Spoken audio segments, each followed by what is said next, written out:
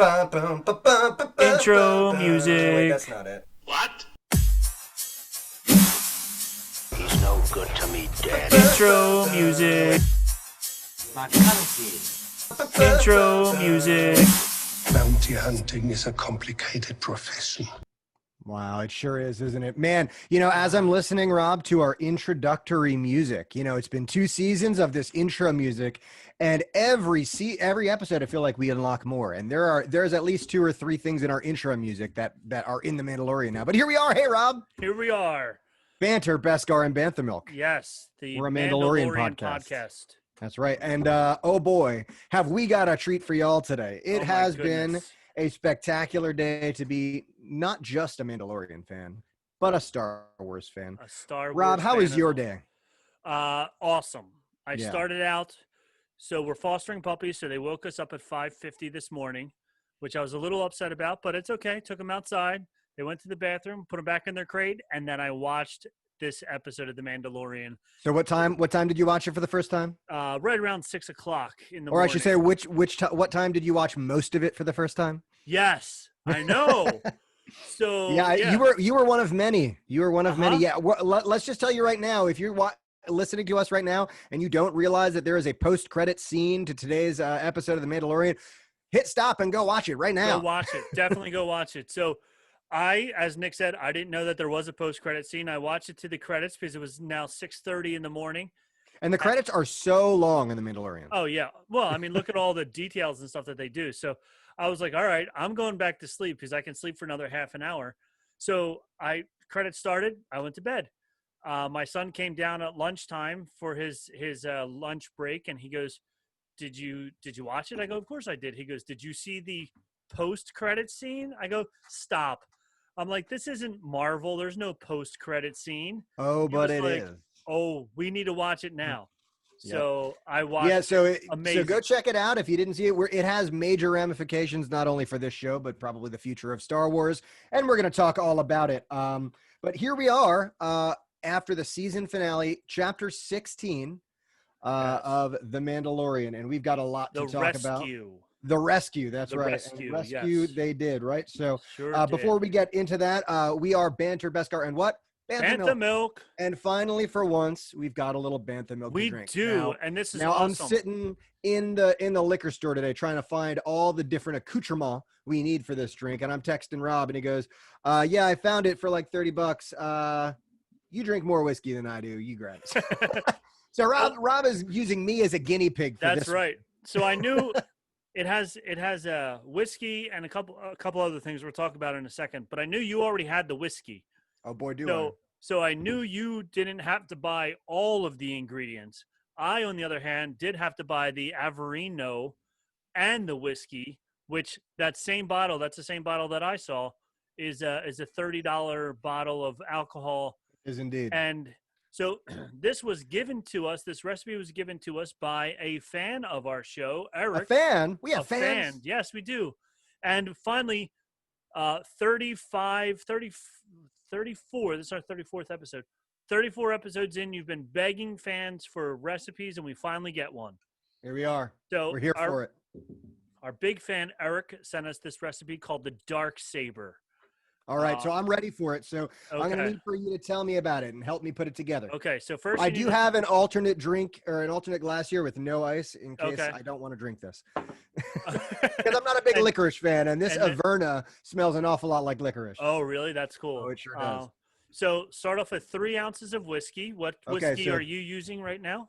We're using my Bullet bourbon whiskey, right? Okay. So we're gonna do 3 ounces of bourbon whiskey here. Let's see. All right, so I guess a shot would be 1.5 ounces, right? I think so, yeah. So 2 shots. 1. Oh, man, I got to clean this off, or my wife is going to kill me. Here we go. 2. All right. So there's 2 shots of that. And then 1.5 ounces of your Amaro Avernia. So this is Amaro Siciliana Averna.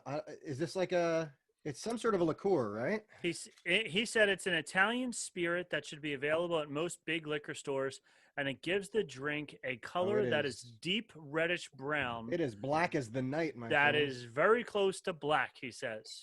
Oh, yeah, look at that. Okay, so my drink just turned rather dark. Oh, it sure did. Right, And there it then is. he said to add 2 dashes of orange bitters for a little zing. Okay, so zing is what we're going for. We're you're going saying. for a little zing here. Okay, a little zing. He says Just a a little little bit. zing. So let Yep. me get. Okay, here are my. And I did actually have orange bitters at my house. Oh, look at that. See, you had 2 out of 3 of the ingredients. yes, I I had did. 0. I had 0 So ingredients. just a dash of the orange bitters. Yep. All right. Okay. So And then I guess we're gonna shake her on up, right? Just shake give her a up. Little, Yep. little clinky clink. So then he Now, said the name of this drink. the dark saber. Wow. Very appropriate for today's What an show. appropriate themed drink for our Yes. show today, right? That's right. So Okay. then in the rest of his description, he says he's not completely sold on the drink, Okay. but he wanted to get us a version before the finale, which is very nice of him. He What a says guy. it's nearly black in color, somewhat sweet depending on how much amaro you use, and the orange gives it a tang that he imagines, if you imagine hard enough, reminds you of the crackle of the saber. Well, methinks that Eric has a more vivid imagination than I do. But Okay. I'm gonna go into this with an open eyes and open heart, and here we go. So here is the dark saber. This is for you, Eric. There you If go. you're following along at home, this it's got a nice, interesting, a fresh scent to it. I think the bitters kind of gave it a little aroma there. I like Okay. that. Let's see. Here we go. Go Bottoms for it. up. Bottoms up. That's not half bad. Nice. That's not half bad. The licorice is a little sweet. I'm not the world's biggest fan of sweet, like that feeling you get on the tongue with the sweetness, but it's not so bad. See, it's I refreshing. like licorice, so I probably I think would, Rob, I think you would dig this. I think even, I would like even it though you're more. not much of a whiskey drinker, right. I think you would dig this. This. Now let's dig back in the memory vaults here because we have to somehow unearth our ranking system. When Right? when you said that pre-show, it made me laugh so loud. I was like, "Oh my gosh, I forgot all about our ranking system." Oh yeah, we have one, and this has got to sit up there with it, right? Yeah. So all the right, way so at the our- bottom is Jar Jar Binks. So it's it definitely is not a Jar. Jar for sure. Okay. Then after that, That was an my Ewok. ranking system was not an Ewok. It was the Porg next. You put Ewoks next, and Right. then after that, it was the reverse of those, right? Right. So it was either Porg or Ewok. It was either Porg, Ewok, and Jar Jar. Those are our bottom three. You They're don't want the one bottom of those. 3, right? This is not either one of those three. I would definitely put this on the positive side. Okay. As I think- dark as the drink is, it is on the light side of the drink spectrum, right? Nice. So then I Yeah. think we went Chewy, and then it was Leia, and then Yoda's all at the top. Right. So, So- Yoda really is a high honor. I'm not sure this is going to pop into the Yoda territory for me. It's definitely firmly between a Chewie and a Leia. Okay. It's not like the best. I don't know that I would have this again. It's a solid Star Wars themed cocktail. I think if I had a little more preparation and I could maybe add a little bright red to it, that might add to the appeal. I think you could add some green to it. Would be very appropriate for this week's episode. You have all of that. That is true. Horrible Yeah, all that green, Midori. Yeah. All that Midori. Oh boy. Well, All right. I'm gonna give it a Chewy, and we're gonna say it's like a, I don't know, like a Solo era Chewy, like when he's Okay. in the mud pit, wrestling right. with Han Uh-huh. for the first time. Sure. Yeah. A pretty solid Chewy. Okay, that's a good solid Chewy. Well, All Eric, right. this one's for you, Eric, right? And Thank you very much, Eric. I, on the other hand, got some more 21st Amendment beer. I got this time the Tasty Hazy IPA. Now, okay, you've been on the blah blah blah IPA for a bit, right? Yeah, So this got is rid a of. We change. finished up the blah blah blah. So now I'm having instead the Tasty Hazy IPA.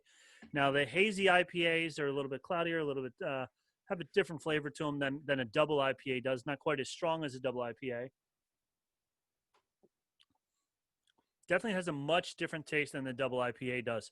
It's good for a hazy IPA. I'm not going to complain. I like All right. it. And Rob is an IPA drinker. I am an he's a IPA big drinker, fan of it, so, right? yep. So, cheers to you, my friend. And 21A Cheers to you is as well. obviously one of our sponsors, and you can Yes. probably check them out along with a whole bunch of other people at all of our social media accounts, right, Rob? That's right. All right, so make sure you check us out, right? But we do want to make sure we get into some news. Aside from the fact that The Mandalorian finished up its second season today, there's been some news in the world of Star Wars, right? Yes, so let's there go has. to our acclaimed series,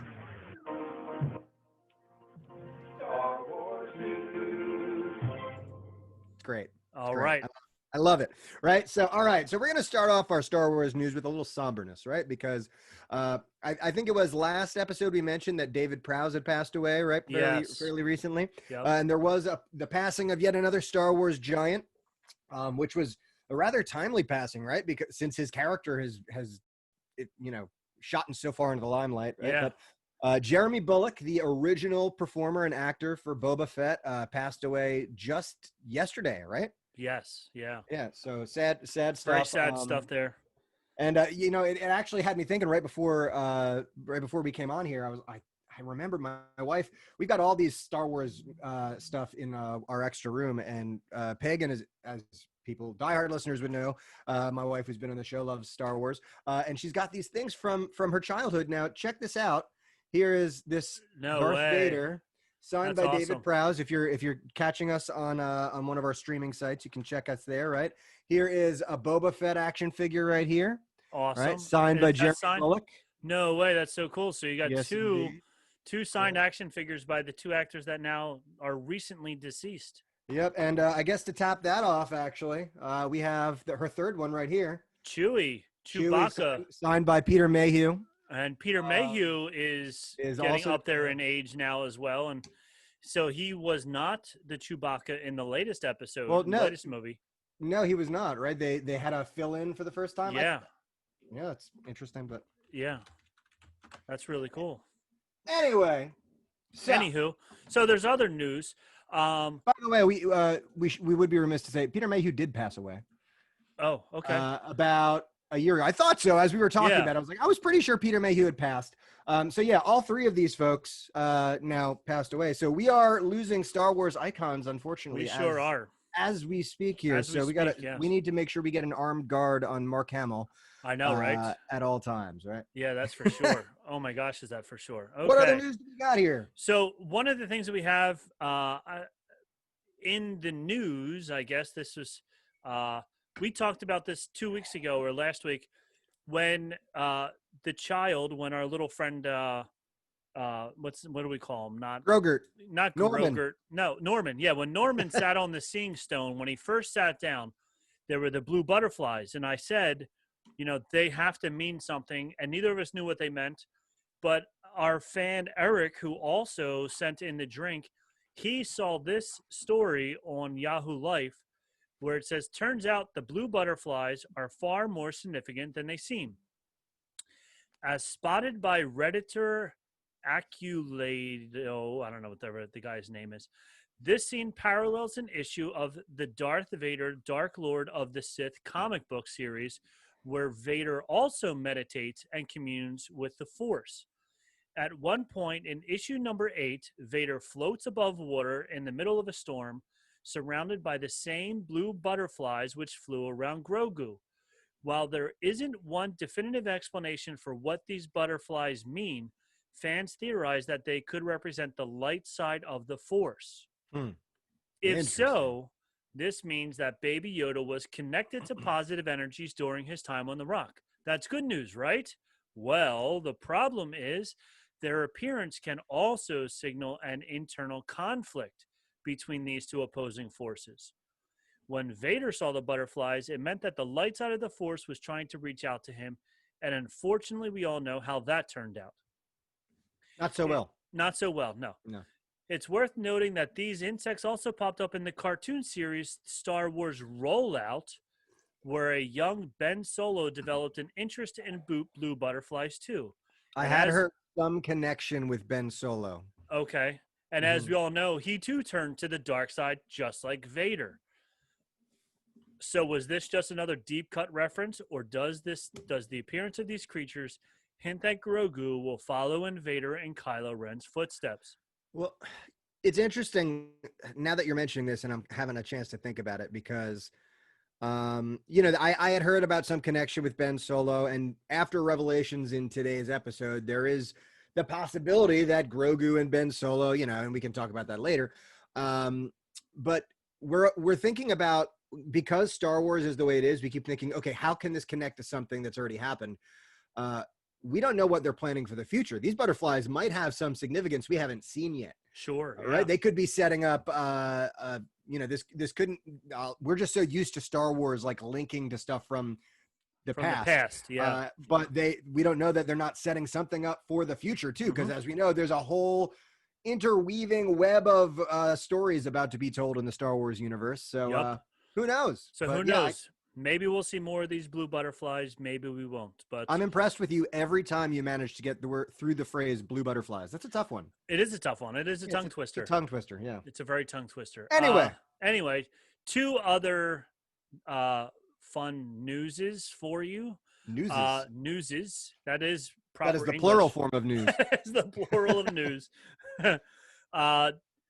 Go behind the scenes of the second season of The Mandalorian in an all-new Disney Gallery, The Mandalorian Special, which will air on December 25th.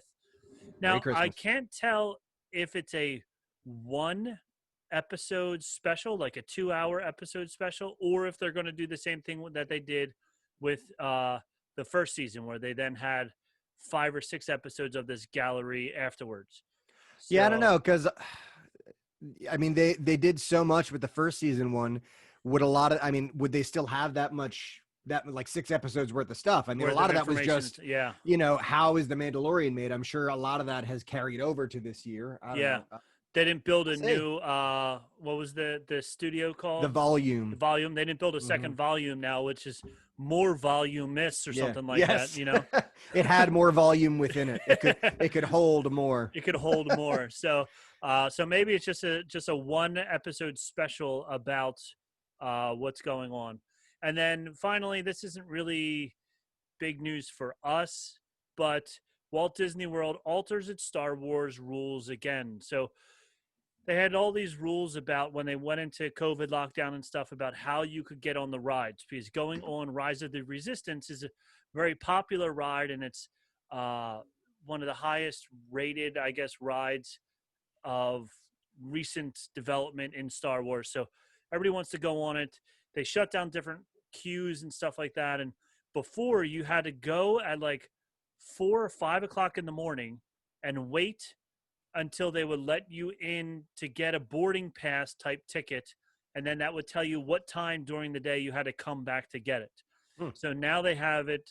They have a virtual one set up for the morning where you can register from your hotel room in the morning session. And then they have another queue of it later on in the afternoon. So they're changing that up. So that's another little bit of news that I'm wondering how many of our listeners are going to Disney right now. You know, hey listeners, how many of y'all are planning your trips to Galaxy's Edge right now? Any of y'all? If you're planning a trip to Galaxy's Edge right now, send us an email, banthamilkpodcast@gmail.com, because I would be very surprised. Not a whole lot of travel going on, but I think there's more people going to Disney than you would believe. Yeah, you're probably right. Right. They increased their capacity. Their capacity used to be 25%. Right. They increased it to 35% without telling anybody. They just let an extra 10% more people in, which was very disheartening to some people, because I'm buying tickets thinking that the park is only going to be 25% full. Sure. And then you're adding an extra 10% of people. You know, I may not have planned to be hanging out with another 5,000 people. I don't want to do that, you know? Yeah. So, I mean, just today I was at the Chinese food restaurant and there were 10 people in there, and I did not sign up for that. If I had known there would have been 10 people there, I would have gone to Taco Bell. Exactly. But instead I went to this Chinese food place and there were 10 people in there. And I think there's a lesson in there for all of us. Probably. I don't know. Anyway. Yes. Anyway. That is our news. And there was a fair bit of news today, right? Star Wars news. It was good news. How about it? It wasn't as good as last week, but it was still good.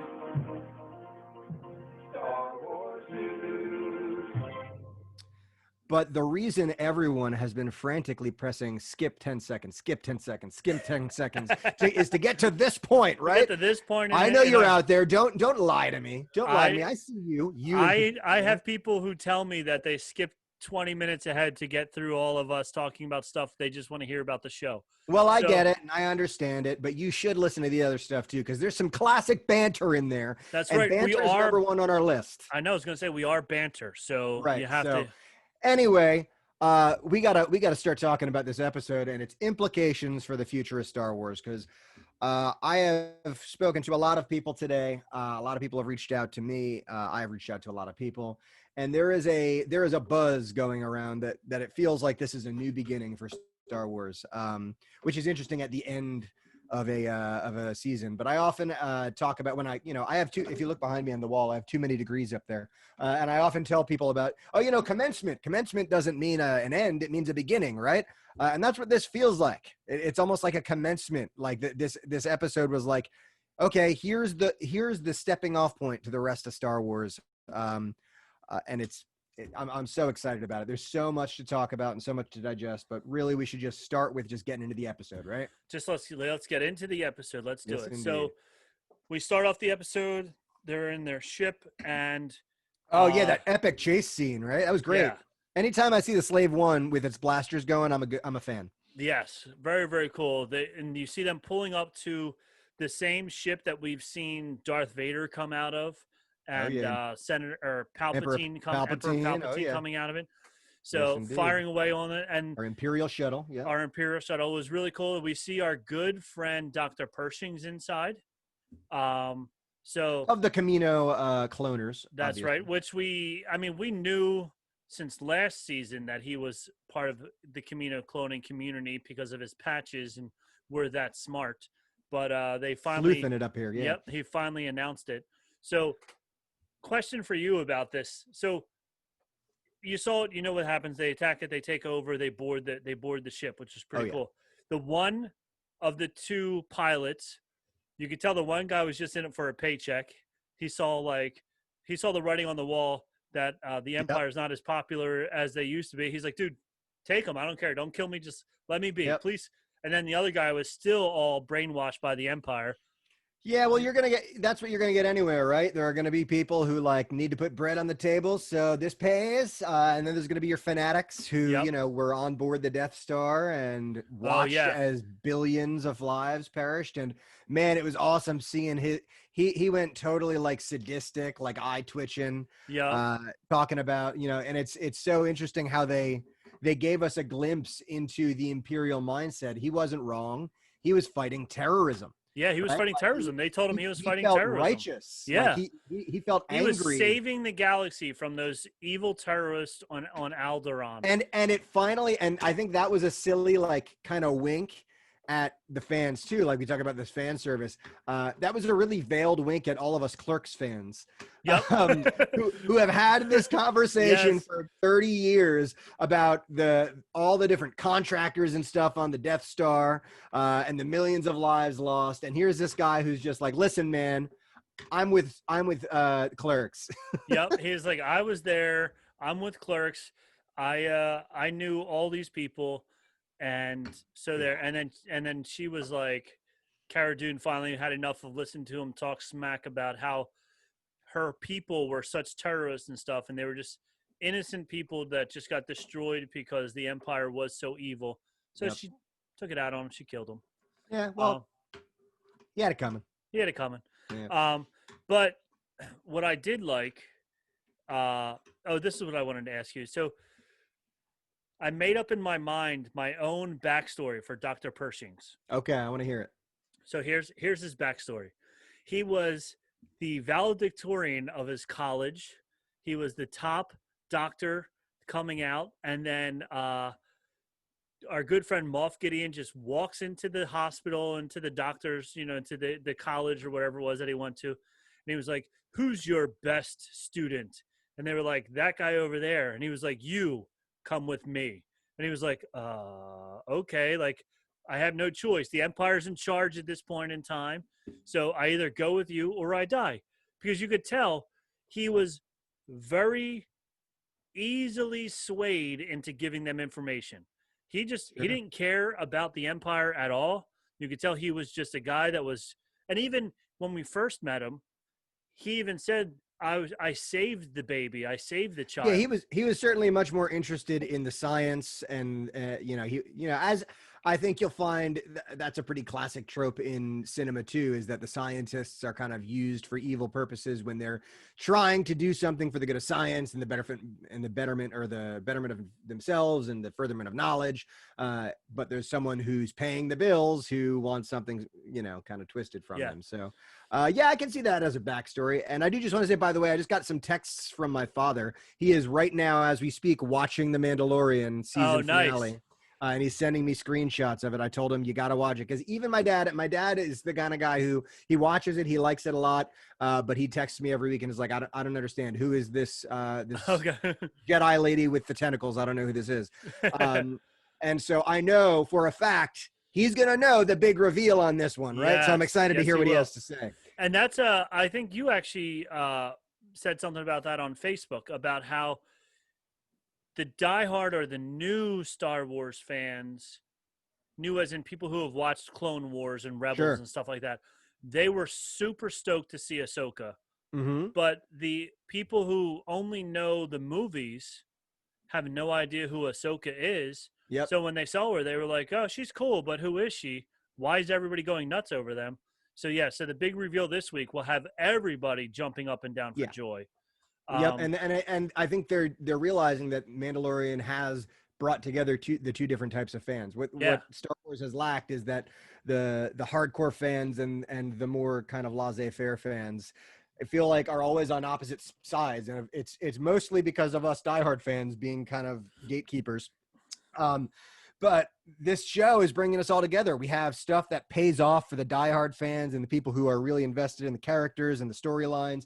And we have stuff that for people who just love Star Wars and love going to see the movies, and they find that this is a more cinematic experience than watching a cartoon. They go, "Oh man, I know that guy." Right. Yeah. So yep. I mean, it's perfect and I love it. Yep. I agree 100%. So then they devised this plan that they're going to jump out of. They do go and get. We already got them. Oh, but yeah, the scene when they went back and got going backwards when they get Bo-Katan and the other girl. Oh, it was great. Notice that the boy was missing this time. It was just the two girls hanging out together. I don't know where I think what Dave and John had in mind was, hey, we're gonna have this fire team of ridiculous, awesome warriors. It's gonna be like 4 gals and 1 guy. Yeah, let's make it all gals and make them pretty awesome. Make them pretty awesome, and I think they did, and they totally did. That's kind of the great thing that I see. There's all these, Star Wars fans are saltier than Crate, right? And I still see people talking about the Mary Sue thing and they're making these girls so enough.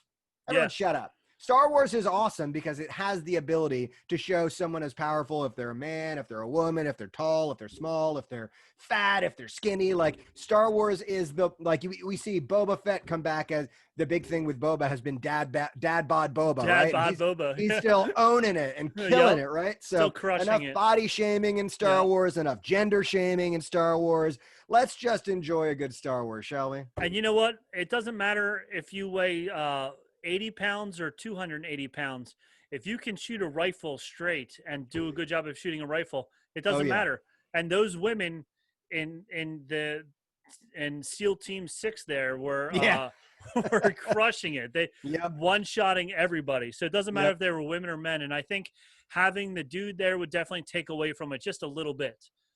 Which is why I think they chose not to have that guy show back up again. And I think that a lot of times in Hollywood, they know their audience too. And I know for a fact that there are a lot of young Mandalorian viewers out there. I know a lot of them personally, we're teachers. And it's kind of like with Avengers Endgame, they had that moment where, the gals sort of took the lead and a lot of people were bemoaning that, saying it was too ham-fisted.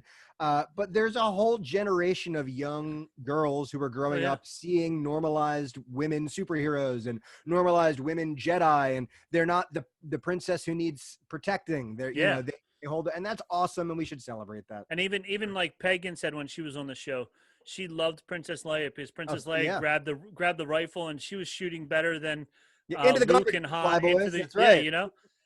So now all the new girls, they have 4 women that they can root for, not just one. They have 4 different women. But when they did land, there was a ship that they parked right next to, and it was Bo-Katan's ship from Rebels. Which was cool to see a real life version of it, which basically just means a computerized version rather than a cartoon drawn computerized version of it. But it was still cool seeing that ship in the parking lot as well. Now, my question about that scene for just kind of the world, I don't know what your views are, and I think I have an idea of what I think it is, but Bo-Katan doesn't really start entertaining Boba Fett until he starts to talk and she hears his voice. Yes. So do you think that just that, because she mentions, I know your voice, you're a clone. Do you think the voice is what tips her off that he's a clone? Or do you think that she knows this is Boba Fett because he has a reputation? And, Mandalorians, he's got the paint. First of all, his repainted armor looks killer. It looks killer. It looks so cool. I love the flat color, like the flat green and the flat yellow. Looks yeah, so much cooler we have like the shiny chromed out, and I thought when I saw Din's Mandalorian like shiny Beskar, I was like, man, it looks way cooler than the OG Boba Fett armor I remember. But seeing the reforged Boba Fett armor, and I think I think they're going to reforge his armor, right? So that's pretty cool they did. Yeah. But seeing it reforged and kind of back to its glory, I think it looks, especially on big old Tamura Morrison, who's not like a skinny kid, like. Oh, and we didn't see, saying a skinny kid. We didn't see Timothy the Elephant this episode. No Timothy Oliphant at all. And no frog lady. No frog lady. The frog lady is done. I was going to bring that up. Honest to God, it really makes me question what the hell was going on with episode 2. It was Did they just need an episode to fill something? They needed a reason to get him to where he was going, I guess. And I guess they just didn't want it to just jump there. Maybe they wanted to see Baby how can Yoda we cripple eating more Mando's eggs. ship? Yeah. And fill up an episode. I'm a little let down by that because that one episode of the season that was not.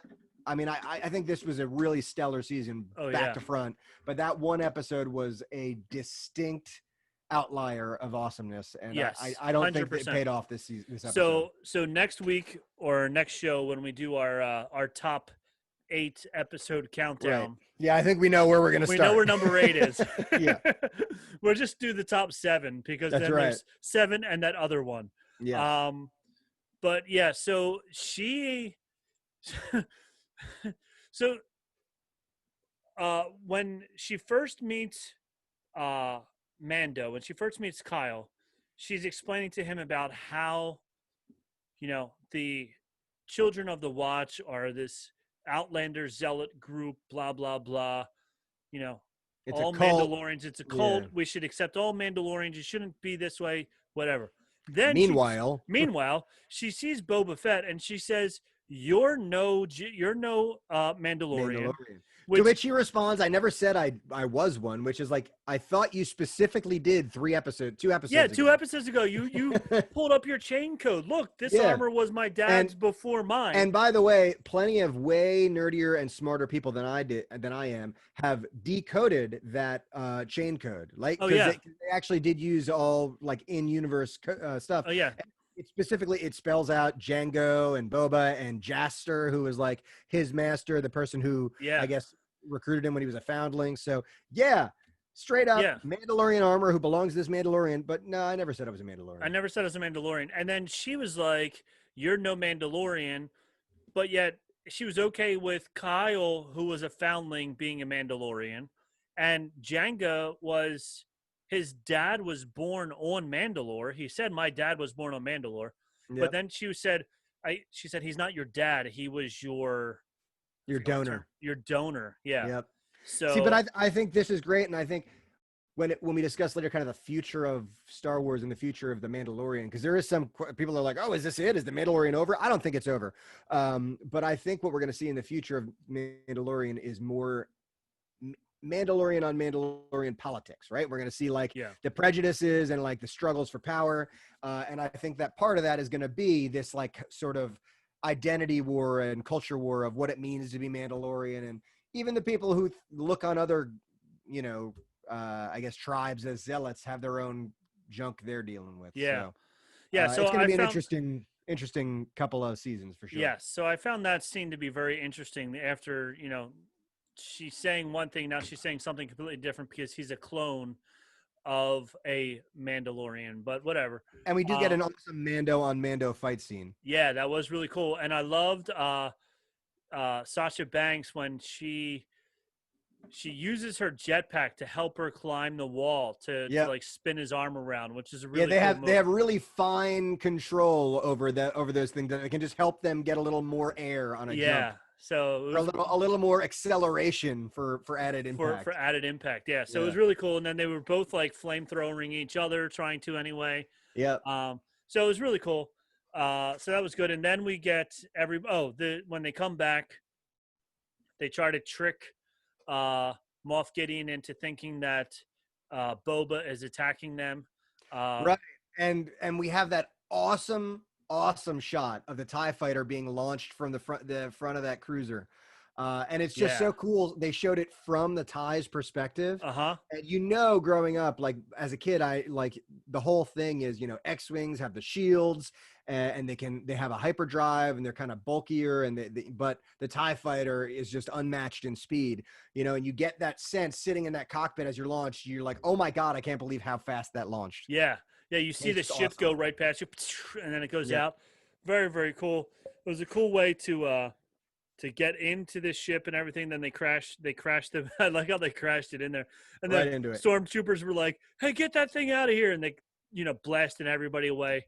Those 4 women were fighting through there. We talked about it a second ago, but I mean, just with military precision and stuff. And if they don't make within the next 2 years some sort of Mandalorian first-person shooter video game, then they're missing out. Star Wars needs to just give up, because they could just literally print money. I play video games often. First-person shooters I'm a big fan of. Me and my buddy Bill, Bill, buddy of ours. We'll see if he actually listens to this episode ever. Hi, Bill. Hi, Bill. But we talk all the time about the video games we play, and we're like, man, if this were Star Wars, I would only play this. Yeah. Right. And like there is so much potential in a Mandalorian first-person shooter Star Wars game. Like especially like you see these 4 just kind of mowing down these people. You get like the idea of like, all right, there's Cara Dune. She's got this she's almost like a tank. She's got the heavy weapon, machine gun. We've got our sniper in Fennec Shan. We've got our sort of utility hunter / bounty hunters kind of flying around. It's just cookie cutter made for video games. And the fact that they haven't capitalized on it, EA, shame on you. In 2023, EA loses its exclusive access to Star Wars, and I'm hoping Disney wises up and spreads the love a little bit to some other studios. Yeah. Anyway, that's my little soapbox diatribe. Off your soapbox. when they're walking through the like, I guess gangplank area, whatever, which I don't understand why that was inside of the ship where there's just a giant hole below it. I'm a little confused about that, but whatever. Star Wars, man. It is Star Wars. And the 2 Mandalorians, they use their jetpacks and they fly up, and then a whole bunch of guys come from behind them. They're like, freeze. And then you just see them shooting down and sideways, and they drop all of them. So I saw a post on Reddit today about there's one stormtrooper there that we see fall and kind of get sucked out into the vacuum of space. Yeah, you see him go right through the blue force field there. Yep. Yeah. And it's like, I wonder how hard they had to really hold themselves back from using a Wilhelm scream there. They wanted to so bad because they used it in cookie cutter Wilhelm scream moment for Star Wars. And that is a moment where a lesser filmmaker / director would have put a Wilhelm scream, because it would have been a wink to the audience, like, hey guys, remember the Wilhelm scream? And that is an example of bad fan service. Yes, that would be bad fan service. I'm so glad they didn't do that, because they gave us so many helpings of good fan service. Yes, they did. And then Mando comes out after, and he's being real secretive and stealthy. And as they get there, the dark troopers come out of their shells and they're all frozen and stuff. The tubes are getting disconnected from them. Apparently there's a long load time on them because we need a reason, because we need some time for Mando to get there. They run real hot, so they have to be kept frozen in the freezer, and it takes them 2 minutes to charge up. Okay. All right, I like it. So then, Mando gets there, and just as he's getting there, the one tries to come out, and he pulls open the doors, which then snap behind him, so only one escapes. And you can see how awesome this armor is. They're blast proof. Our boy Kyle used his flamethrower and nothing. They're fireproof. They're blast proof. How awesome was Mando's helmet? Oh When the yeah, thing just kept. and I saw a lot of posts about his role on Game of Thrones and Okay. how were you a Game of Thrones? Did Yeah, you watch oh, Game of yeah, Thrones? So yeah, when on he- Game of Thrones, he got his brains popped out Yeah, by squished. someone squeezing his head. Yeah. So clearly he learned his lesson. Wear a helmet. He's got this a time. helmet. Otherwise, it would have been the same story, right? And I love this scene for so many reasons. And the big reason I love it is that this is the end of the second season, 16 episodes, and they have spent a lot of time over these 16 episodes showing us just how incredibly powerful Mandalorians are. Yes. Right? They are one-man wrecking crews. Mhm. Their armor is their superpower. Yes. Right? 100%. So here is this Mandalorian in full armor who went into this knowing this could be a fight, and he gets his ass handed to him. Yep. He gets smashed. But- Nothing he's doing is working. Everything. Nothing. Nothing. And so again, this is supposed to show you here's this nearly unstoppable force, and he is totally outmatched. Yes. Wait till you see what we have in store for you. That's right. right. And so I think the entire point of that is just power scaling. Without it's stupid for us to not talk about it because we haven't got to that point in the episode yet, right? But we get our special episode guest, right? And we're shown just the reason why the Mandalorians lost the Mandalorian Wars. Oh yes. Right? Oh yes. But also anyway, also what they designed those dark troopers for. They didn't design them. They designed them for what there's plenty of in the galaxy, which there's plenty of blasters. There's plenty of flamethrowers out there. yes. So we're going to make an armor that can deflect blaster fire and can not fire or is fire resistant, whatever, because that's what you're going to see the most of. So Mando's doing everything he can just to stay alive. And then he finally pulls out that Beskar spear that he had hanging out behind him, and right through the throat, pops his head you see off. oil pop all over the Oil, place. grease going all over the place. Yeah. So finally he kills the one, and then off he goes to find his son, little Norman. And sure enough, our girl power team gets to the bridge. And he's not there. He's not there. Moff Gideon is not there. Where's Where's Gus Fring? Can't find him. He's at Pollo Hermanos somewhere.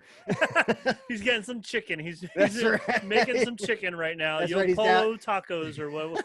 Polo's chicken. What was Los it? Pollos Hermanos. Yeah. Chicken Brothers. Chicken Brothers. That's right. So he's hanging out with little Groot, little Norman. So then Kyle opens it up, and then there it is, the dark sabers right over top of little baby Norman behind me here.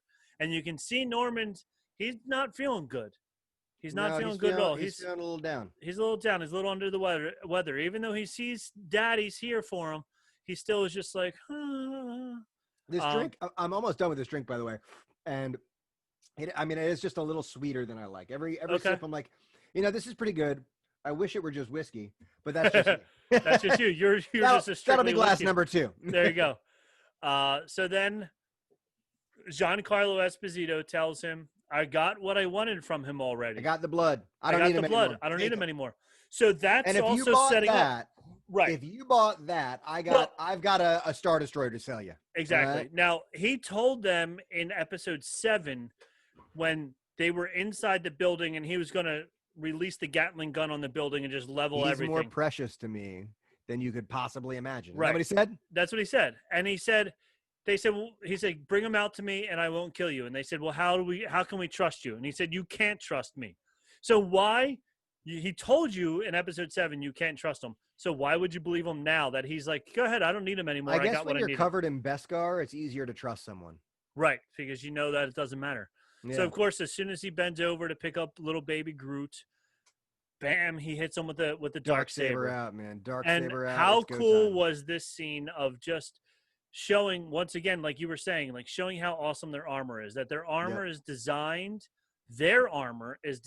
to battle against lightsabers. A lightsaber. Yep, absolutely. And any strike that Moff, and we see all these like separations in the armor. I'm sure there's ways that you can get around it, but he's having a darn hard time doing it. He's using his gauntlets. He's using his helmet, his back, so and then the way he handled that spear was so cool. I kind of figured he would hold it like a bow staff, but he was Right. almost using it like a sword. Like he Yeah. had a very interesting grip on it. And I loved the way the Beskar interacted with the lightsaber and like Yeah, it started when to it held for glow. a while, it Yeah. glowed. It was Yeah. excellent. Very cool. So it's definitely great great directing and great you know, action sequence there. And you knew Moff Gideon knew that he was outmanned by Mando. So that's why he told him, take the kid, because he knew that he knew the only way he could beat him is if he got like a cheap shot in on him. So he's like, if I can't hit him in the back while he's bending over. Although That's he the did only- put up a good fight. I mean, He did put up a good fight.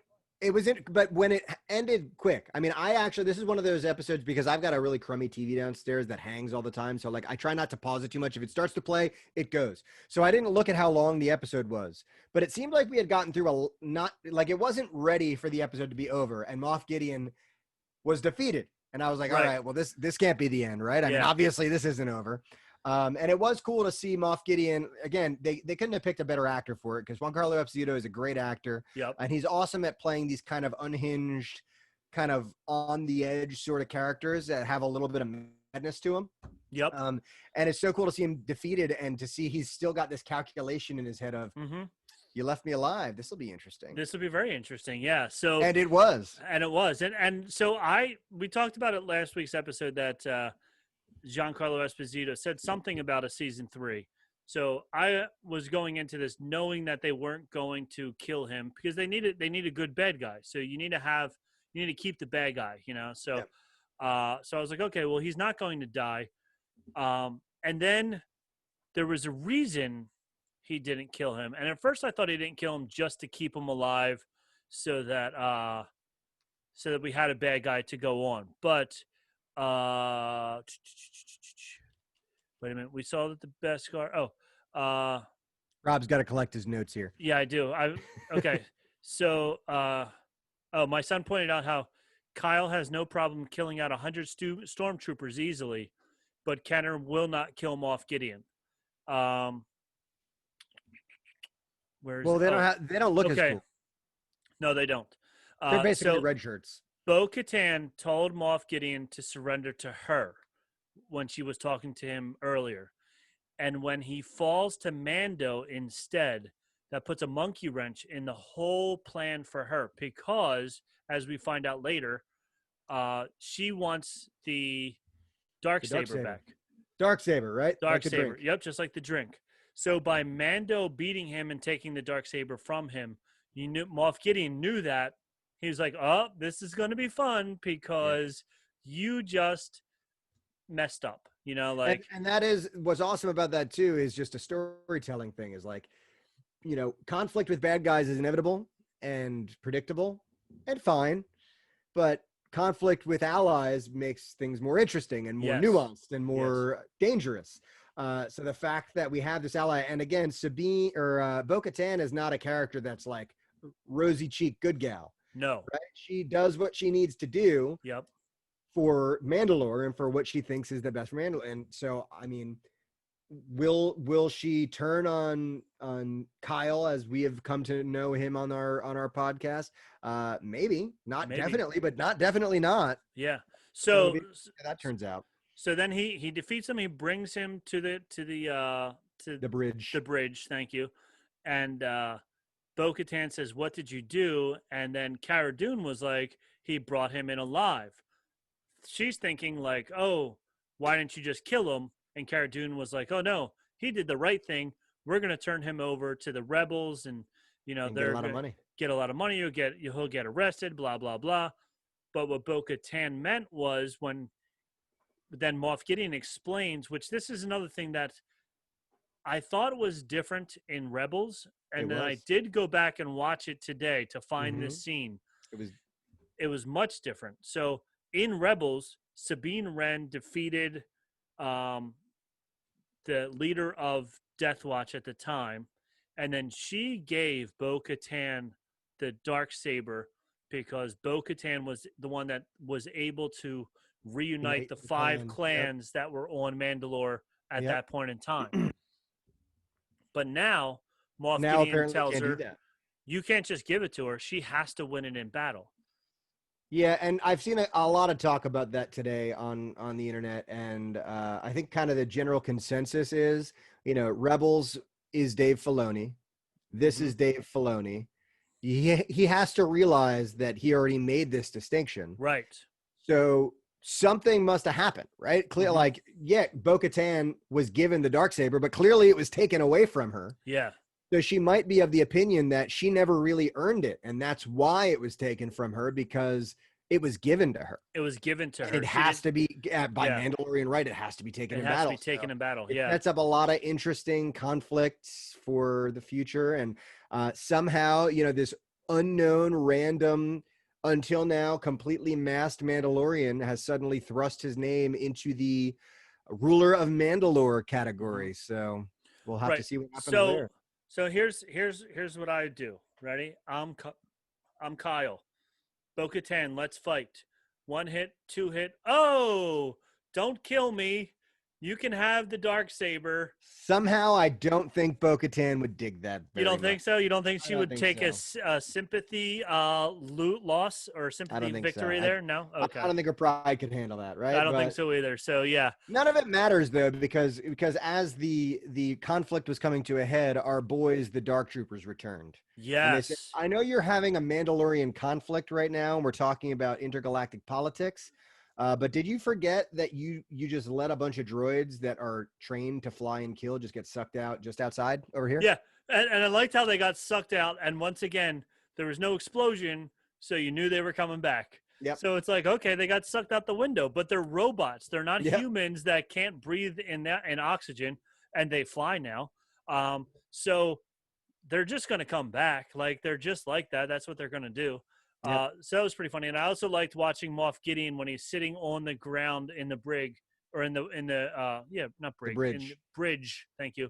And he sees that there's a rifle on the ground from one of the stormtroopers who were killed. And he's like, he just going to hide nonchalantly covers it up with his cape. I'm just going to hide this here because this. I'm going to get out of here. You didn't see anything. There's nothing here. So then the sensors go off again as the Dark Troopers are just pounding away on the door. Very robotic.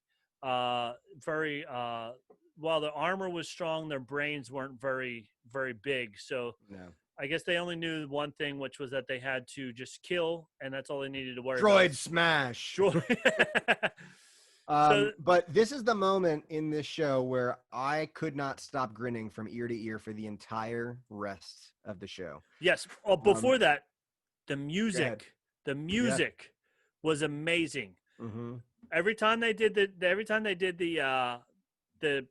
troopers, it was like techno music. Like, it was so much different than the rest of it.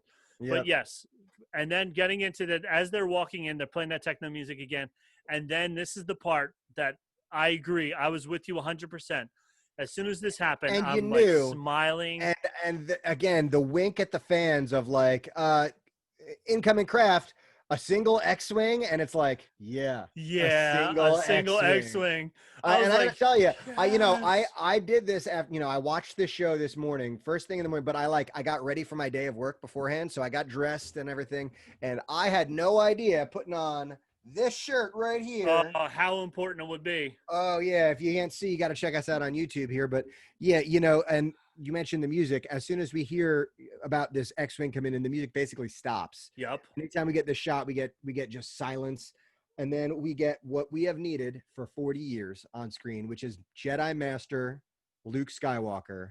But even better than that, it's like, you see the black robe with the reveal was amazing. It was like reveal. Yeah, they gave you inch by inch because it could have been Ahsoka. It could have been anyone from it was the like, background. All right, it's an X-Wing. It's an X-Wing. Could be anyone. All right, they're in a black robe. That's totally Luke. Luke wears a black robe, but anyone could wear a black robe. But Ahsoka has one. Ahsoka, we saw Ahsoka. Oh, he's got a green lightsaber. Then the green lightsaber. I was like, oh. But even then, it's like, but anyone could have a green lightsaber, right? And then they showed the one glove. The one glove and his belt buckle. Like his belt buckle was the same one from Rebels also, or from Return of the Jedi. Yeah. And I was like, oh my God, if this is not Luke at this point, I'm going to be so angry. And If and you're gonna give us all these clues and it's somebody else, then then and I'm done. done. I'm out. That's I'm out. it. Like, Yeah. don't tease me that way. But it pulls it out, and then It and all came to a head. And again, this is how you do fan service. oh, and This it's is something so that good. has 30 or 40 years in the making. This is the main character that everyone started watching Star Wars for. Yes. We need to see Jedi Master Luke Skywalker, and here he is in the flesh. And this was the Oh, man. Luke, even like the episodes 7, 8, and 9 of the movies. We saw, I don't know what you want to call him. Old man Luke. Old man Luke. We'll just call him that. Old grumpy old man Luke. Yeah. Like, that's not the Luke that we want to see. We want to see kick buttimus Luke Skywalker.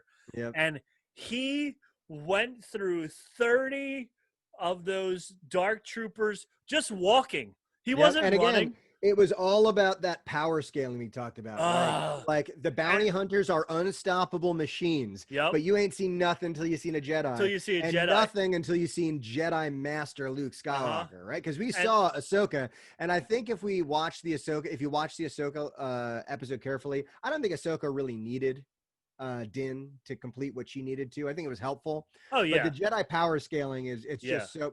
But like these. Again, Moff Gideon even said, like, one of these guys gave you a run for your money. Here's a garrison. Yep. And here is Luke Skywalker cutting through a garrison with no issues. No issues. He wasn't breaking a sweat. And apparently these things are not made of Beskar.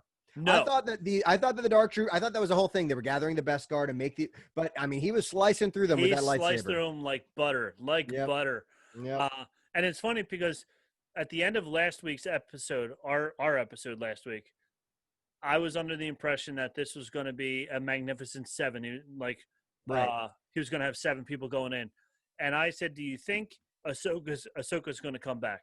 And you said no, because the scale would be off. Having a Jedi with them would be way too powerful. There have to be like a Sith Lord or some bad Jedi there to balance out Ahsoka.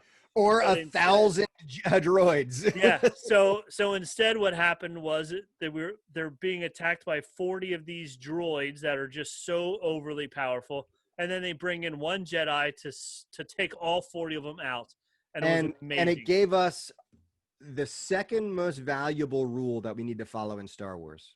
Right. The first most valuable rule is don't underestimate the high ground. Right. That's now rule number 1. Rule number 2 is don't mess with a Skywalker in a hallway. That's right. Because we get Darth Vader's classic hallway scene in Rogue One, which opened us up to just how powerful the Skywalker family is. And we finally got to see, this is the Darth Vader we signed on for. Yes. And we get the same thing with Luke. We get that last shot of him going up the elevator, and then just here's Jedi Master Luke Skywalker pulling people into him, cutting them in half, using the Force to crush one of those droids, just like he was trying to shoot. Oh, when he and so apparently, like, and I like that they did that the Force choke, because we saw Baby Yoda using the Force choke earlier, and other than him, we've seen it a lot with Sith Lords who are using the Force choke. You see it on Jedis, but only on droids. They do it on droids more than they do. So the fact that he crushed that last one was totally awesome. I was like, yes. You just see his whole although Luke did choke those Gamorrean guards at Jabba's palace, right? He did do that. Yeah, well, they deserved it. But I think at that point, though, there's argument to be made that Luke was probably kind of struggling with the dark side. You know, there is that whole imagery thing in the Return of the Jedi where he's wearing those black robes that he's known to wear. Yeah. To symbolize kind of his struggle with the dark side, because, you know, we don't usually see Jedi wearing dark. And at the end, when he finally rejects the dark side, he gets that flap on his gray that flips back that shows he's turned to the light.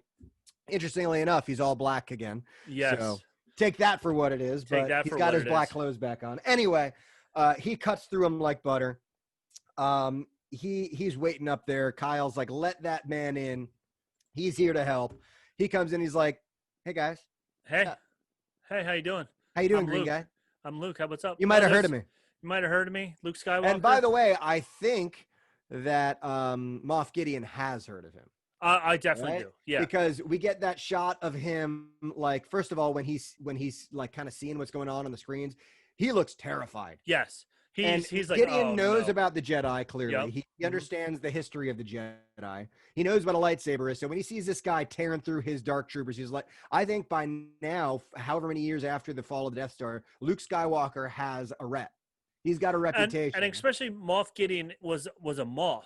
So And he was in the ISB. ISB is the Imperial security, whatever. But yeah, like the NSA or the Yeah. like the Secret Service, whatever the spy guys are. He had information, and like he said in today's episode, pretty much assumed that I know everything, right? Yeah. And so I'm guessing he had heard the name Luke Skywalker Oh, before, yeah. and rather than face that, he tried to just end it all.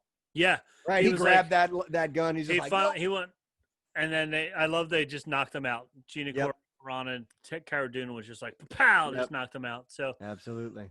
so then we see the heart-wrenching moment where little baby Norman wants to go with Luke to learn, but he looks up at Mando and he says, and Mando says, oh, he doesn't want to go, and Luke says, no, he He's wants asking your your permission. Yep. Yeah, so he's like, And I do love that, again, there wasn't anything that said that, but Luke being a Jedi master, there's this intuitive knowledge that they have with each other. yeah, And then, they basically say their goodbye. And I think this was a moment that we've been waiting for. And it's a redefining for Din as a character. yes, But, we have 2 seasons of him never taking this mask off and him struggling with who he is as a person and how it works, I think, as far as being a Mandalorian. And,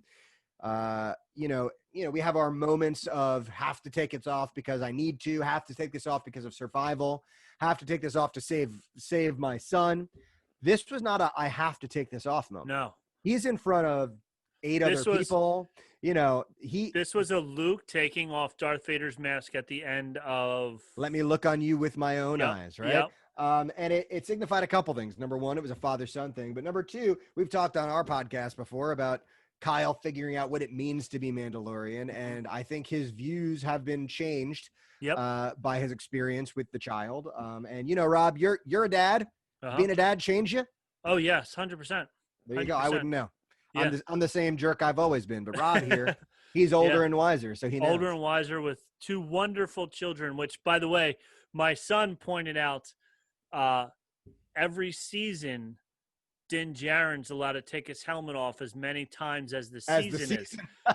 The next season, we'll get 3 times. We'll get 3 times next season. That's right. Love it. So he voluntarily takes his helmet off. And by the way, this was also all over the internet. The first time he took his helmet off when he was in the Imperial uniform, Right. he had a very handsome mustache going on there. This time when he takes his helmet off, it was a little stubbly, but it definitely wasn't the 80s porn mustache that it was in the last episode. So people were like,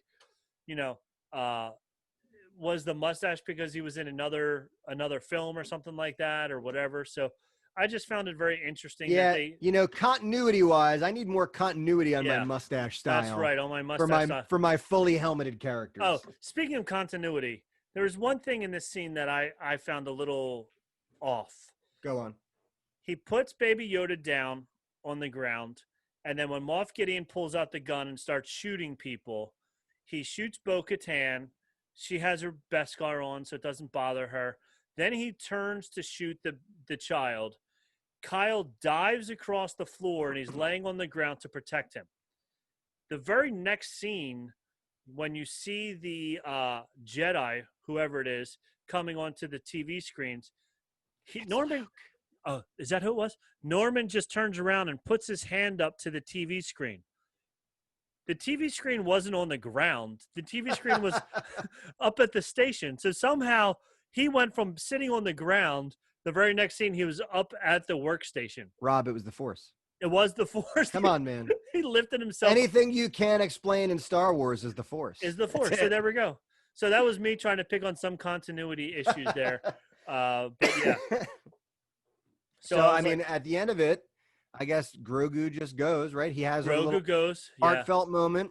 Oh, Grogu and goes then with Luke off to get killed by Ben Solo eventually, that's I mean, right? well, Presumably, or else to join the Knights presumably, of Ren. or yeah. So Although yeah. before So Doug jumps on me, I know he can't join. I think the Knights of Ren are a pre-established order that is not among the new Jedi, right? I know that, Doug. I'm just messing with you. so But yeah. yeah, So there has been a lot he of does. scuttlebutt on little Grogu's future fate, but I think that's left to decide for And later. also part of that scuttlebutt, Ben kills everybody 15 years from this point in Star Wars. 15 So or 20, yeah, it's quite a bit of time, right? So even Grogu's if got some growing to do. He's got some training to do. He's got. I yes, mean, we'll see. we'll see. So yeah, so then Luke gets into the elevator, and in typical elevator fashion, you push the button and it takes a while for the door to close, just enough time for Mando to give him a little smile and a little wink and a little nod of his head, like, bye, I love you, little man, have fun, and we'll see each other again. And then the credits roll. And then this episode's over, right, Rob? And the episode is all over. Rob goes and to bed, then and I life go is back good. to sleep. What a great season that was! I wonder it was what's next. Awesome. That was so amazing. I was so happy. I went to sleep. I was so happy. I felt so fulfilled. Yeah, I mean, like I said earlier, I definitely like the credits are long, and I normally don't. I mean, it's really usually it's that awesome artwork, which is great and all, but I'll usually kind of like just sit and bask in what I just watched. Yep. And I'm sitting there in the morning. I'm like, wow, that was amazing. I can't believe I saw Luke. I can't. And then I just start to hear more stuff. I'm like, there's more. So Trey did the same thing. Marvel Comics. Trey goes, he looks at the time and he saw that there was still 7 minutes left. And he was like, I know there's a lot of credits, but there's not 7 minutes worth of credits. So he started hitting the forward 15 seconds. And then you see it. You see the two sons of Tatooine. And then you just pan over to the castle, that Jabba's good old palace. Jabba's palace. And it doesn't look like it's in great shape. It looks like it's fallen to some disrepair on the outside. On the outside. It needs a new coat of paint, maybe a little spackling done on the outside. Yeah. And somehow, after all this craziness, Bib Fortuna managed to reclaim Jabba's throne and has been just sitting and getting fatter for the past 5 or 7 years. He's been doing nothing but eating for 7 years. His fingernails have been growing. Yep. He looked like he saw that Jabba did such a great job and weighed, 4,000 pounds. So he was going to try and catch up to Jabba. And he's got to be pretty old at this point, too, because Bib Fortuna was at the Bantha Eve Classic that we see in episode 1. Yeah. And that had to have been 50 some odd years ago at least. Right. And he wasn't a kid at that point in time. No, so. he was still the, kind of Jabba's right-hand man. So interesting that he's been around for a while. He's got to be like 70 or 80 at this point in time, at least. So even his Likus were fatter because he was just so big and fat and whatever. So then he still had a Twi'lek slave. Business was running as usual, and then all of a sudden, blasters, dead guys. What are the green guys called? The guards. Gamorreans. The Gamorrean guards are. And they all the steps. Gamorreans look like they need a sandwich. I feel like every Gamorrean I've seen in Mandalorian so far looks way undernourished compared to the Gamorreans to the old ones. Yeah. Yeah, so I don't know what's going on there, but I guess maybe they're all on low carb diets since the Empire fell. So we start season 2 with Gamorreans fighting in a ring, and we end season 2 with Gamorreans falling down the steps. So yes, Dave Filoni, no, it wasn't Dave Filoni. It was Jon Favreau when he tweeted out a picture of the Gamorreans way before season 2 started, saying that season 2's coming, and it was just a Gamorrean. Now we know why. Get ready for all these dead guys. Get ready, because it starts the season and it ends the season. And we get a shot of Boba. Boba decides he wants to revisit. I don't know why he would want to go back to Tatooine with the sort of sand planet time he's had there. Yeah. But he goes back, and Bib is like, Boba, I missed you, buddy. And Boba's I thought you were dead. None of it. He's Boba like, no, I don't want to have a conversation with you. I know you're like, this is a really cool kind of like, oh, we brought an old character back. Wouldn't it be great if we got a little boom? Dead. Nope. You're gone. And pushes him off. We get this sort of out of the way. Tribalistic music that starts to play. Fennec grabs a bottle of spotchka or whatever that blue splotchka liquid is. and just starts drinking. And Boba sits on the throne, and we get a shot of the Book of Boba Fett. The Book of Boba Fett. Which I guess is a new series coming Christmas So 2021, from what some are saying. Right, there is some confusion, There's right? Because some- some a people lot of are confusion. wondering about the future of this show. yes. Some people are thinking, well, I guess maybe this show is over and they're starting something new. I tend to disagree. So I don't know what your thoughts also, are, but we'll see. the how do you say Tika Waititi? Taika Waititi. That's Taika a mouthful. Waititi. Yeah. So they said that he is producing an unnamed show at that point in time when they announced all the shows, which somebody pointed out that we forgot to mention that last week when we did all the new shows that were coming out, was the unnamed Tico Waititi, however you say it. You're close. It's a tongue twister for Close me. enough. Show. So I'm wondering if that's going to be the Book of Boba. But it also comes out at exactly the same time as they said that Mandalorian season 3 is coming out. It does. Some people are kind of panicking about this. I don't think that they're going to be the same thing. I think the Book of Boba Fett's going to be its own thing. They built Boba up so much, and they made him such a cool character. This is their launch point. This is like their Marvel intro into the next phase. And I think it's just part of their rollout because they set up so much interesting conflict for a season 3 that has nothing to do with Boba. Right. And the great thing they did with Boba Fett is that they enhanced his character, they revitalized his character. They gave him, and they kept him one real. great episode, yeah. Right, and they kept him true to his own character because Boba has always been a complicated character, but there's always been this sort of sense of honor. He's not been the most honorable character, but he has had some sense of honor in Clone Wars and going on. And so we have this sort of setup of him doing the right thing and him following a code and him following through on what he's set to do. And now that he's done, he's just a man trying to make his way in the galaxy. Yeah. He's not interested in joining your cause. Nope. He's going to make his way. Yep. And right now that way is in Jabba's palace. That's right. And so I think that we're going to see in Mandalorian season 3, I think we're going to see an expansion of Mandalorian politics. We're going to see Kyle and Bo-Katan, get more into stuff. We might see Sabine jump into the mix somehow. But I think the Book of Boba Fett is going to have a darker sort of twinge about it. I think Boba's going to be, more into the crime sort of aspect of things. I mean, he didn't go to an outer rim territory to an crime lord's palace just to bring law and order. He's going to be the new crime lord. He's going to be the new oh my gosh, I can't even think of the word I'm looking for. Crime. What's another crime lord? The Don. The Don, like mafia. Well, That's it reminds me of Maul, honestly, because Maul was like this. He was this one thing. He was known as this one thing. And what is he if he's not that one thing? And he kind of carved his way into being whatever he was through the Crimson Dawn and this crime world. And it's almost like Boba's doing the same thing. He spent, at this point, something like 50 years being one thing and like kind of going from one place to another. And I think this is his time to be like, all right. And it's time for me to carve a slice of the universe out for me. Yeah, the whole time that he was missing from Return of the Jedi until now, he was on Tatooine the whole time. So he's been presumably lurking in the shadows. Now, not necessarily. We don't know that for sure because he had Slave One, right?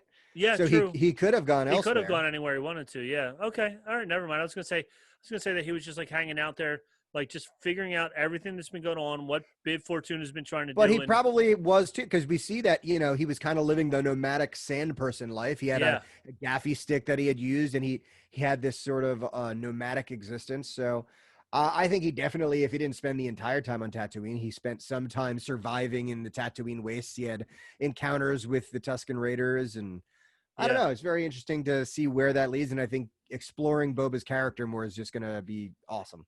Yeah. So the fact that it's scheduled to come out the same time as Mandalorian season 3 is why everybody's thinking that the next season's going to be all. And also, Dave Filoni did this with Avatar when he did the Avatar cartoons. There was one season was all about the waterbender, then the next season was all about the airbender, then the next season was all about the other bender. I don't remember what the firebender. Yeah. So each season was about somebody different, and he called them chapters back then, also just like they're calling them chapters now. Right. So that's why a lot of people are speculating that maybe season 3 will be all about Boba Fett, and then season 4 we could go back to Mandalorian, Bo-Katan stuff. But I think, like you said, I think there's too much Bo-Katan, Boba or Kyle controversy and too much stuff about Mandalore as a whole Mm-hmm. that we could really delve into. And I think that hopefully this is a whole separate show, the book of Boba Fett, because Yep. if that is, it's going to be totally awesome. And we're going to have to do 2 podcasts a week, one breaking right. down Boba Fett and one breaking down the Mandalorian. Oh yeah. Because And somehow here, Rob, we've made it not only to the end of another season, but the end of the second season. How did this happen? This is awesome. How did this happen? Wow. This is amazing. Yeah, I love it. So coming out of sort of the episodic discussion here, because that is pretty much the end, and we're left on a cliffhanger here. I had a lot of big points I want to discuss, and we've already discussed most of them, right? Okay. There's 2 things I did want to discuss. One of the things is just Luke's approach was different than Jedi in the past have been, right? Okay. We have Luke who brings Grogu, and he's talking to him about how much, he's asking for permission, and he's watching them have this heartfelt goodbye. If Yoda or Mace Windu had seen a youngling have that connection to their parents, they would say there's too much attachment, there's too much fear, we can't train him. Right. Right? Well, So that's the same thing that's what Ahsoka saw too. Right. Ahsoka So saw it's that, interesting and to she said, see the different Mhm. approach that this new Jedi is taking, where I feel like if someone in the old stodgy sort of dogmatic Jedi Order had seen this connection between these two, they would have said there's already too much of a connection. There's already it's better to just let his powers die. Well, think about how Luke, that's the way Luke came into the Jedi also, was that way, with this connections and emotions, and he was attached to his father, who was Darth Vader, And to Ben to Ben and all that stuff. So but Ahsoka was old school Anakin, who was, Qui-Gon Jinn was like, you can't have attachments. And Anakin, that was his big controversy, was he loved Padme. He wanted her. He wanted to be able to love her and to be with her, but the Jedi wouldn't allow it. And even though his ideas, he was all messed up in the head, but even when he said, I wish everybody thought my way, and she said something like, well, what would you do? Because I would make them, he was very emotional that way, which you weren't allowed to do. And then Ahsoka was trained by Anakin and all that stuff. So it definitely was very interesting, the new from Luke on, how the emotions are not as important as they were originally. But Jedi have such cognitive dissonance when it comes to this stuff. I mean, like they prattle on about emotions are bad and don't have connections, but we see all these Jedi masters. Obi-Wan has friends. He says, "You're my brother, Anakin. I loved you." Yeah. We have Yoda who very clearly has connections with, like, these Jedi have connections. Yeah. So, again, they're very vague about exactly what connections are good and bad. So again, I think that's partially why these old sort of Jedi ways went the way of old, right? Like they didn't work as much. And I think it's kind of something we're seeing with the newer Jedi, is that there's less light and dark and more gray area. Which is something we talked about a lot. And even we talk about the new Jedi, we can talk about Ben and how emotional he was. Every time things didn't go his way, he pulled his lightsaber out and destroyed entire rooms. Like he threw temper tantrums. So he was full of emotions also. So it is interesting how Luke did allow that to happen, and then he still took him where Ahsoka said, "No, I'm not taking you because you have too much attachments." Yep. And now the last thing I wanted to mention, I think that if The Mandalorian has done anything, it has shown that Star Wars is better as TV.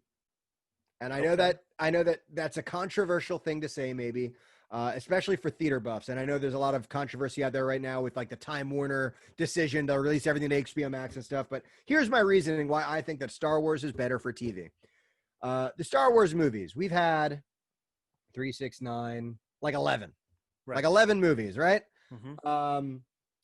Every one a couple years apart. So we have a movie and we spend that entire movie, you know, it's like we spend 2 or 3 years waiting for 2 hours of content.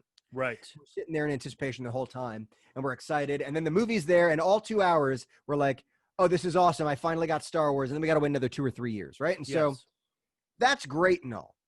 But like, you know, movies are arcs, right? We have to start off with this, you know, it's a storytelling process, building all this momentum up to a climax and then a falling action, right? And so we're waiting 2 years, 3 years sometimes. Sometimes it's been 20 or 25 years to watch a 2-hour movie. And during that 2-hour movie, we're waiting like an hour and a half to get to the really good part, right? Right. Yep. Like that really amazing scene, like the you know, in the Last Jedi, it's the, you know, the fight with the Imperial Guard, and in The Rise of Skywalker, it's, you know, that final confrontation with Palpatine. These are those moments like, I can't believe I'm seeing this. And we wait for years for 5 minutes of that. Right. And I think it's why Star Wars fans are so salty, is that we wait for years for these tiny microbursts of serotonin. Meanwhile, and not only do you wait, but while you're waiting, you're building up this idea in your head of what's going to happen. Oh, I can't wait for the next episode. This is going to happen and that's going to happen and blah, blah, blah, blah, blah. And then because you're not the writer, the writers have their ideas also. And then when you see that it's not what you had in mind, then you're salty, you're angry, you're disappointed. So I don't know. I love Star Wars movies and I love every Star Wars movie. Don't get me wrong, I will watch every Star Wars movie, even the ones I like less than others. But when we have 11 Star Wars movies and we have 16 episodes of The Mandalorian, so there are more episodes of The Mandalorian than there are Star Wars movies in 2 years. And each one of those episodes has that same story arc, the building, the rising action, the climax, the falling. So we get more of those moments, more of those Star Wars moments, better storytelling, more deep storytelling, but we also get like, you know, seeing Luke Skywalker in action, and we get, you know, that's the big payoff. But every episode so far, episode 2 maybe kind of we had the frog lady. Yeah. I mean, that was the big one. We have these. Yeah. Right. Obviously.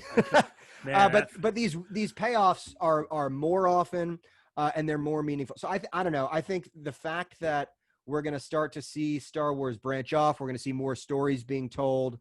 It's going to bring more fans into the fold. I think that, and I was talking to my buddy Dan earlier today. Hey, Dan, if you're out there. And he was saying that he thinks that the best Star Wars of our lives is still yet to come.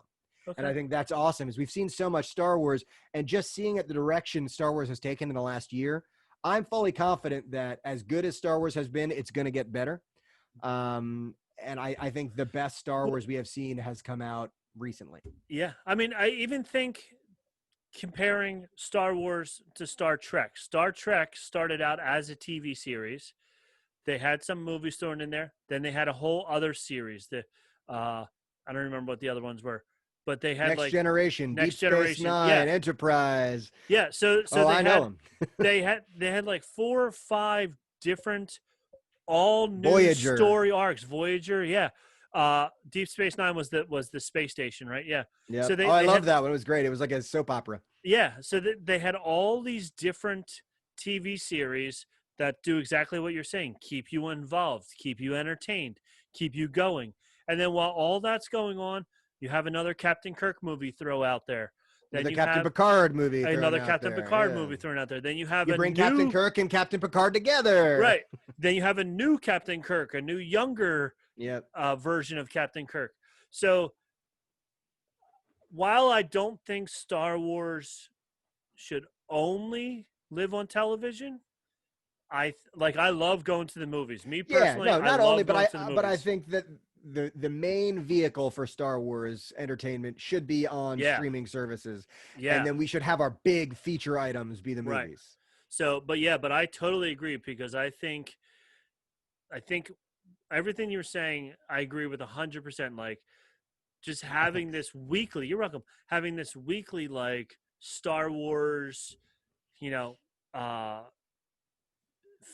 just a little bit of Star Wars every Just week. the fix. You get your fix. Yeah, you get your fix in. Like especially in these times, in these COVID times where nobody's going out of their house again. Everybody's coming back to lockdown, and you can't do this, you can't do that. I mean, we're teaching from home. Finally, like you need that Friday. You wake up that Friday, and it's like I can get through this day because I have this Star Wars movie, this TV show that I watch at 6 o'clock in the morning. I watch some of it on my lunch break. I watch it after school on Friday. Well, don't worry, Rob. You only have 52 more weeks until you get to watch a new one. Perfect. I can't wait. Oh, boy. So, man, what a week for Star Wars. What a week. What a great episode. What a great conclusion to the season. Yeah, season 2. We'll talk more. In the coming weeks, we're definitely going to have some ranking to do, some look back at some of our predictions to see if they came true or not. But I think season 2 took what season 1 did. It grabbed the baton and it ran with it. I think they've used the Mandalorian to set the stage for the future of Star Wars, and I love it. I was even just after watching the episode today, I talked about it last week about how before one episode came out, I said I don't want to see Boba Fett. They used him even less in this episode, and I loved it even more because I knew he was there, but he wasn't saving the day. They did it without him. And then even with Luke Skywalker, I was like, oh, do we need to bring the Skywalkers into this?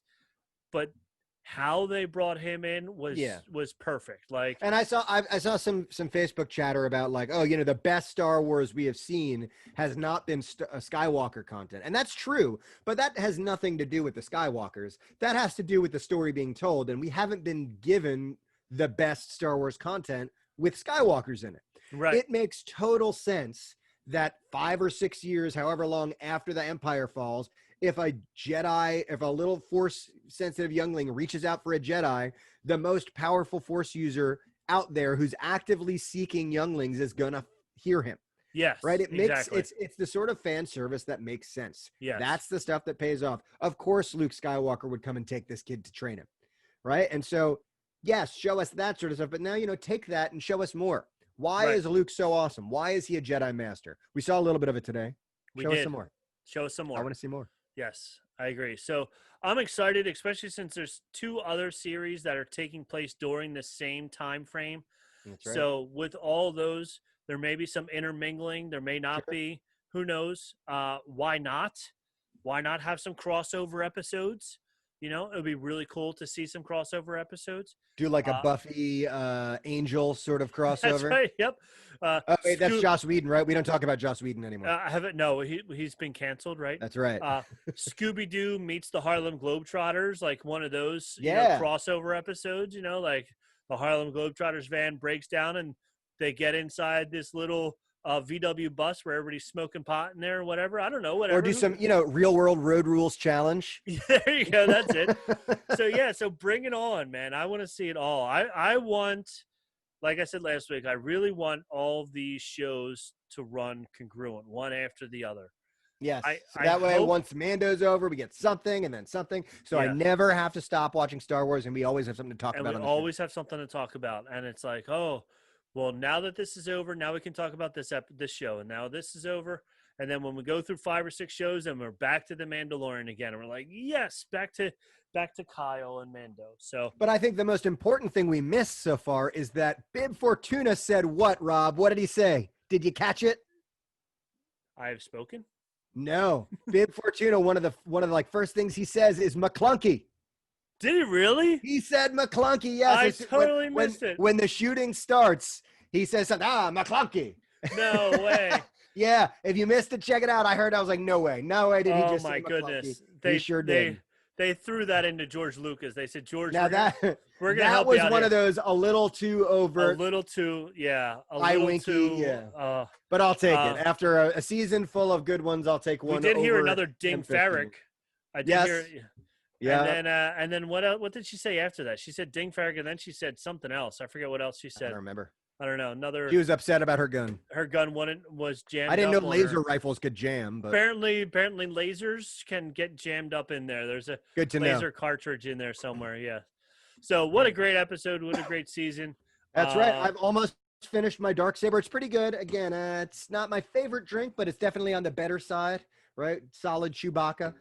Thank you to Eric for that drink. If you have drink recipes, please send them to us at banthamilkpodcast@gmail.com. Check us out on all of our social medias, on Facebook, on Twitter, on Instagram, all over the place at our website, banthamilkpodcast.com. That's right. I started a new page on there, listing all the times Kyle has used his flamethrower with pictures and everything. Very important. So, very important data to collect, right? Yes, so make sure you check that out. Keeping history here. Yes, indeed. So, right.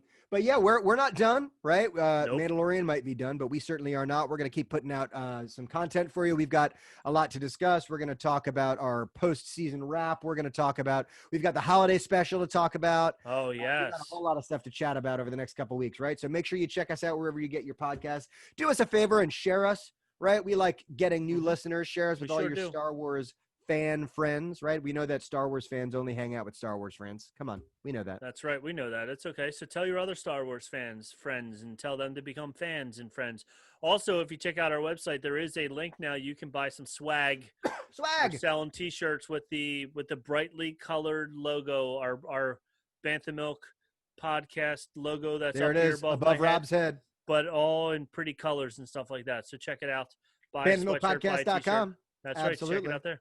All right. Maybe I'll buy one. There you go. Maybe me too. Who knows? All right. From all of us here at Bantha Milk headquarters, we will catch you next time because we have spoken. We have spoken.